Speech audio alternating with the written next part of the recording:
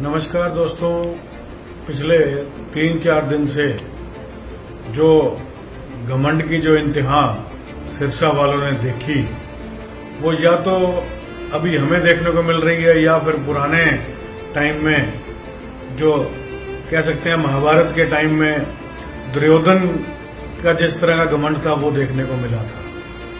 तो मैं ये कह सकता हूँ कि घमंड जो है वो अच्छा नहीं होता किसी के लिए भी, चाहे वो मेरे सिर चढ़ के बोल रहा है, चाहे वो किसी और के सिर चढ़ के बोल रहा है, किसी भी सूरत में उसको अच्छा नहीं कह सकते। टिकट किसी भी पार्टी को किसी को मिले, लेकिन टिकट का इतना घमंड अभी तो जीत बाकी है। 3 दिन से मैं चुप था कि मेरे संस्कार जो है वो कहते थे कि नहीं, हमें चुप रहना चाहिए, इस तरह के घमंडियों का जवाब नहीं देना चाहिए।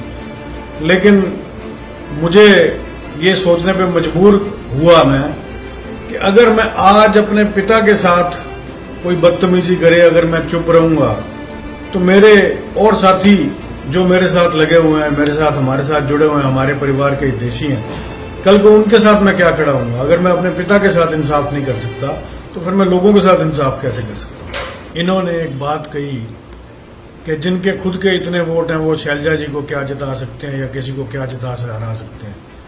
ठीक है, मैं नहीं कहता कि हम किसी को जिता सकते हैं, मैंने कहा भी नहीं। लेकिन जब शैलजा जी चुनाव लड़ रहे थे तो 52 डिग्री में कांग्रेस का हर कार्यकर्ता, हमारे समेत सभी ने, हमने और साथियों ने, सभी ने मिलकर 52 डिग्री में जो मेहनत की थी उससे वो चुनाव जीता गया था। और आप उस वक्त कहाँ थे? आप तो अपने घर में बैठ के ये बयान दे रहे थे कि शैलजा जी को वोट डालने से अच्छा कूड़ेदान में वोट डाल दो। अब उसी कूड़ेदान में आपने टिकट ढूंढी आके। अगर आप घमंड रखते हैं तो आप उस घमंड पे कायम भी रहें, आप उस बात पे कायम भी रहें। कभी आप कहते हैं कि कांग्रेस के तो कुछ नहीं है तो आप उसी से टिकट लेते हैं, कभी कहते हैं आईएनएलडी में कुछ नहीं है तो उसका साथ लेते हैं, कभी कहते हैं बीजेपी खट्टर साहब बुरे हैं तो उनके साथ भी आप रहे। और जहां तक बात है किसी को वोट कम ज्यादा कहने की या किसी के वोट गिनने की, तो मैंने बहुत से ऐसे इंसान देखे हैं जो कई बारी हार जाते हैं, फिर ऊपर चढ़ जाते हैं, जीत भी जाते हैं, और बहुत ऐसे जीतते हुए देखे हैं जिनको घमंड होता है तो वो फर्श पे आगे गिरते हैं। तो ये राजनीति है, यहाँ हार जीत कम ज्यादा सब चलता रहता है, इसको कभी दिमाग के ऊपर नहीं लेना चाहिए। बाकी बात रही देने और लेने की, हमारे पिताजी जो हैं उन्होंने हमेशा हर इंसान को, हर पार्टी को कुछ दे के ही आगे गए हैं, किसी से कुछ लेके नहीं गए। और जहां तक बात है आपकी, आपने 2009 तक कांग्रेस की टिकट ली, 14 तक भी कांग्रेस में रहे, सितंबर 2014 तक आप कांग्रेस में रहे। जब देखा कांग्रेस का बुरा वक्त आ रहा है, बीजेपी की सरकार आने वाली है, आपने जाके बीजेपी की टिकट ली, लेकिन आप उसमें भी तीसरे नंबर पे रहे। 2014 से 19 आप बीजेपी का गुणगान भी किया और सरकार में रहे। और 15-20 दिन पहले जब बीजेपी ने टिकट आपको नहीं दिया, सितंबर 2019 में जब आपको टिकट नहीं दिया, तो आप आईएनएलडी के साथ चले गए। तो आपने आईएनएलडी का पूरा गुणगान किया, ये भी कहा कि मेरा खूंटा बहुत मजबूत है। उनके वोट लेके आप 44,000 वोट तक पहुंचे और उन्हीं वोटों का सौदा करके सितंबर 2024 में आप कांग्रेस के साथ उनका सौदा करके टिकट ले आए। और वो टिकट मिलते ही जिन कांग्रेसियों की मेहनत से कांग्रेस आज मजबूत हुई है, उन्हें आपने गाली देना शुरू कर दिया। अब आज आपको जब कांग्रेस की टिकट मिल गई है तो आप अपने विरोधियों के खिलाफ बोलने की बजाय अपनी पार्टी के लोगों पे ज्यादा भड़ास निकाल रहे हैं। तो हमारे पिता की ताकत का अंदाजा तो यहीं से लग जाना चाहिए कि उनकी क्या ताकत है, क्योंकि आज आपको रात को सुबह सब टाइम जो है हम नजर आ रहे हैं। इनके जो साथी हैं मुझे मैसेज भेज रहे हैं, मुझे कॉल कर रहे हैं कि इनका साथ दे दो। तो उनको ये सोचना चाहिए, मुझे लगता है उनको परिवार के बारे में, माँ बाप के बारे में कोई ज्ञान नहीं है कि माँ बाप की इज्जत और परिवार का जो है इकट्ठा रहना कैसा होता है।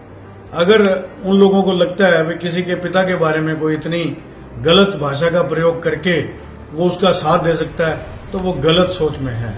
हर चीज राजनीति नहीं होती, उससे ऊपर के भी परिवार भी बहुत कुछ होता है। इतिहास गवाह है, जिसने भी घमंड किया है उसका सिर नीचा हुआ है।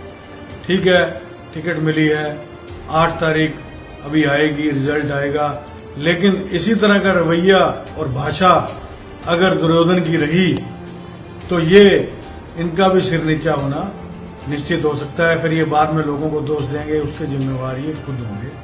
हम एक बात और, मुझे भी तू तड़ाक वाली भाषा आती है, मेरी भी जुबान बोल सकती है।